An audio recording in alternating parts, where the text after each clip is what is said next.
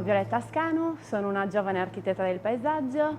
La mia passione per il design nasce sin da piccola grazie al laboratorio tessile dove lavora mia mamma.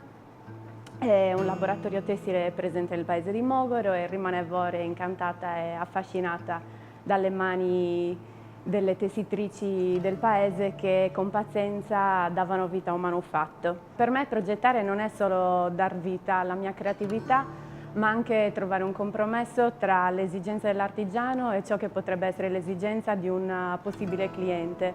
Per me l'artigianato è dare forma alle tradizioni attraverso colori, forme, materiali della tradizione. Credo che fare artigianato significhi anche regalare un pezzo unico a chi lo va a acquistare, un pezzo unico che dura tutta la vita. Consiglio a chi non ha mai visitato un laboratorio artigianale, a chi non ha mai visto un artigiano al lavoro, di visitare i laboratori, di andare a vedere gli artigiani con quanta pazienza, con quanta maestria creano un manufatto, in modo tale che possiate capire che il valore finale del prodotto ha un senso.